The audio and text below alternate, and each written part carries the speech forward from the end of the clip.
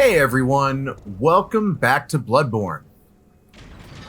So we are in episode 30 right now, which means there are 4 episodes left after this.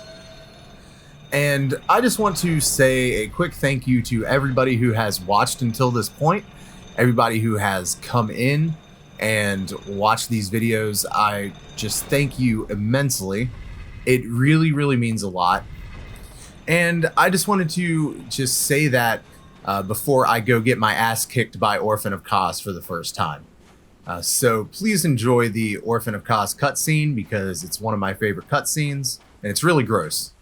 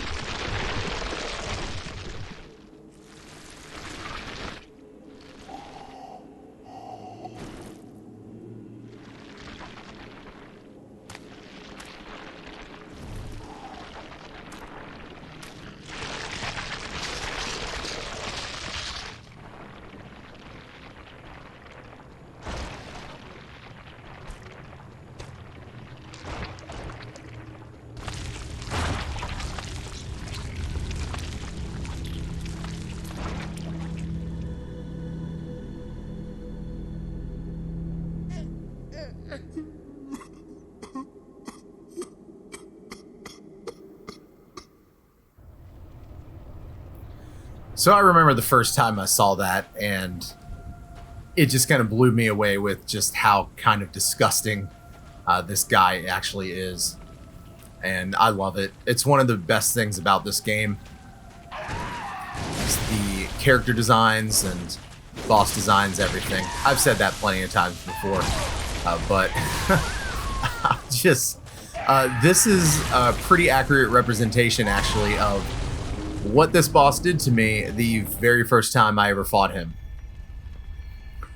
So I apologize for the abrupt cut there, but I tried to fight him about 3 or 4 more times, and I'm not going to make a video where I make everybody sit here and watch me die to this dude a bunch of times. You know what fighting this guy is like if you've ever played this game. So what I did was I went and tried to find Bloodgems for my weapon. I really wanted to do more damage, and I really wanted to level up and do things that would make me a little bit stronger, just so that I would have a better chance of fighting him and actually winning.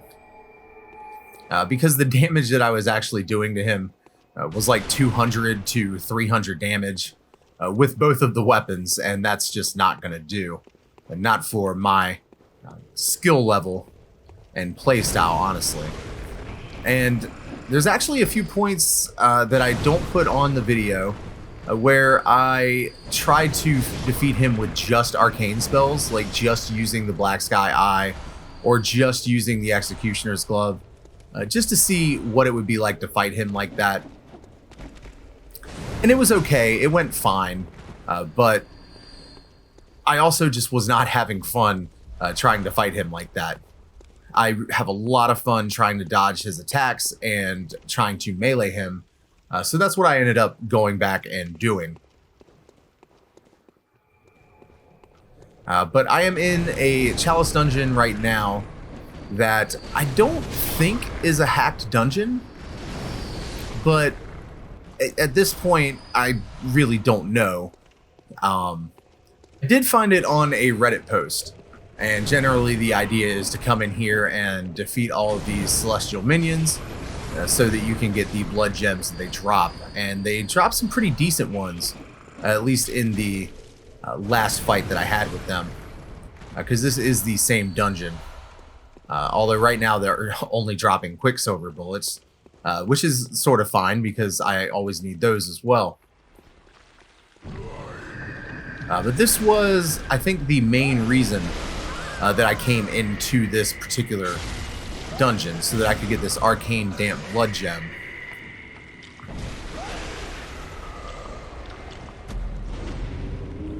Although I don't end up using it because it just did not make my weapons powerful enough. I ended up going and farming fire blood gems so that I could stick with that motif with these attacks.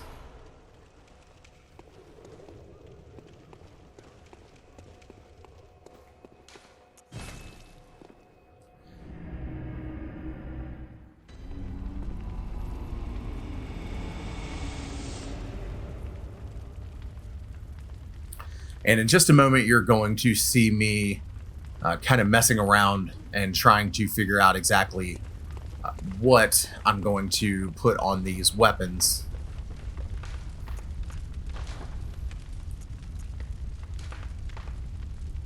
I thought that the Holy Moonlight Sword was going to be my best bet because anytime I've fought Orphan of Kos before, I have used the Ludwig's Holy Blade.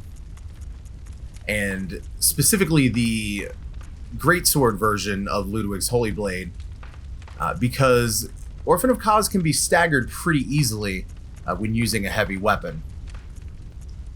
But unfortunately this one did not work quite as well for me, so I ended up going back to the Saw Spear and using that to defeat him. But as you can see, the blood gems that I had on the Saw Spear just were not that great. So I end up going into this dungeon, which you'll see in just a moment as I type the glyph in here. 3SE 6A YCA. This was done by Trinspector, which is the guy who did the Cum Dungeon, and a few of the other dungeons that I've used in the past. I don't know if this is a hack dungeon. I'm suspecting that it's not, but in this particular room here, you'll find these two flaming sword guys, and I just use the arcane spells to take them down. Black Sky Eye mostly, because they will put their shield up, but after a few hits, their shield will actually go down. And as you can see, I got almost 20,000 souls for defeating each one of them. Now, I did not put the farming that I did for them in the video because I'm not going to make anyone sit here and watch that. But I did put the milkweed rune on so that I could get some from them, at least get my chances up for getting them. And you'll see me kind of mess around here trying to figure out the best setup for my weapon.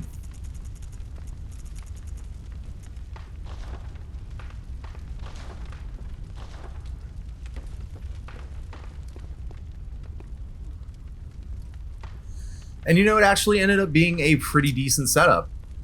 That is the setup that I use through the fight. Although I do mess with my Carol runes a little bit here, so that I can make sure that I get the ones that I want, instead of all of the item discovery ones that I was using. And I wanted to boost my HP a little bit, get a higher blood vial maximum. And it is always good to have vial HP recovery up.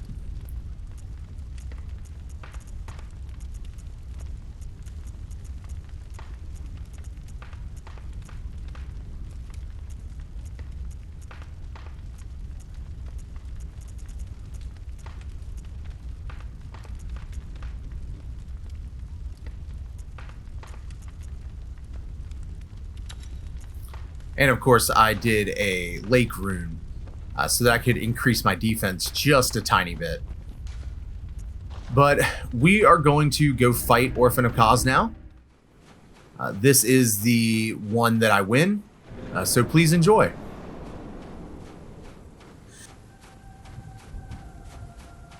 Actually, I'm just kidding. I actually die. I did want to leave one of these in just because I wanted to talk about the boss fight a little bit. And the reason why is because I think I've said before that I really, really like this fight. It's my third favorite. I really like how aggressive he is while still being fair.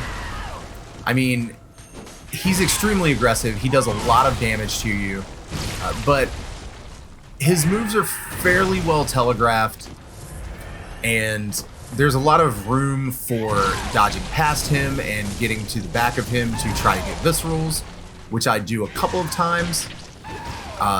He is very slow sometimes, like right here, where he will just kind of lay off and gives you a moment to heal or kind of formulate a strategy to try to figure out what he's going to do next and react to it. He is incredibly damaging, but incredibly fair. The probably only unfair thing about him is just how, if he does get you into a series of attacks, he can follow up with pretty much any other attack, it seems like. So it can be really difficult to get out of those types of situations. As I think I said before, if you decide to use a heavier weapon on him, he is extremely easy to stagger, which will also give you a little bit more time to figure out what you want to do and get some more hits in with him. The Accursed Brew does 503 damage to him, which is pretty decent. So Arcane is definitely viable in this fight. I wouldn't choose the Executioner's Glove at all because of how quick he can move. In order to do all of the damage of the Executioner's Glove, all three orbs have to hit, and unfortunately, in my testing of it, typically the middle one would hit and the other two would go around him because of just how quick he can move. But I find that trying to get behind him and do a visceral is the best thing. And in moments that I get behind him and he's gone too far and I can't attempt to get a visceral, I just throw an Accursed Brew at him so I can at least do some sort of damage. With that particular attack, you kind of have to dodge a little bit later than you think you would have to. So that one can be kind of tough to dodge at times, but I don't think it's too bad. The real issue comes here when you get into the second phase. He gets even more aggressive than he already was. He's a little bit more tough to stagger, and he can just jump all over the arena. He is insane in his second phase.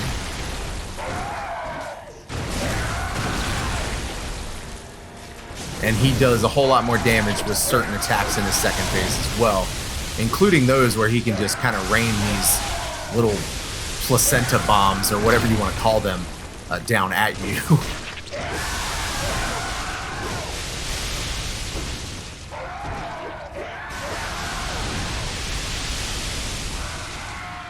And then he also has this attack where he will summon lightning from his mother's body, which is the thing that ended up getting me here.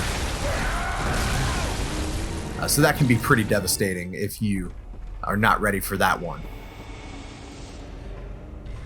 But we are going to go and we're going to fight him. This is the actual time where I defeat him. I'm sorry that I didn't put more of my attempts in here, but I didn't want anybody to have to sit through me trying to defeat Orphan 20 times, because it took about 20 to 23 times to get him in this playthrough. This is only my 5th or 6th time defeating him, and I haven't developed complete strategies on him yet, as I like to develop my own and avoid looking at other people's strategies if I can. So I will see you after the fight.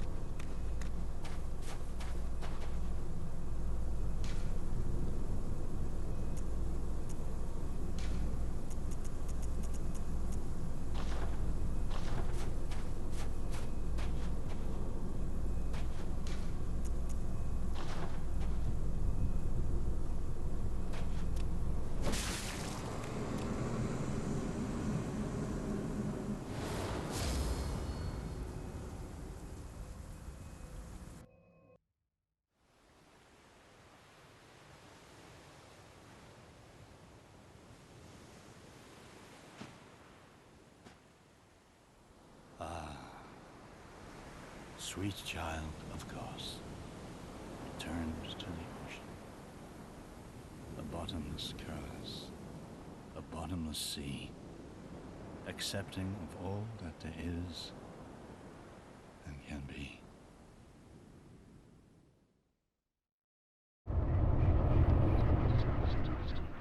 So, of course, after the fight there, I wanted to pay Kaz and her son some respect because of what happened. And that's going to actually do it for this episode. Thank you very much for watching, and I will see you in the next one. Have a great day.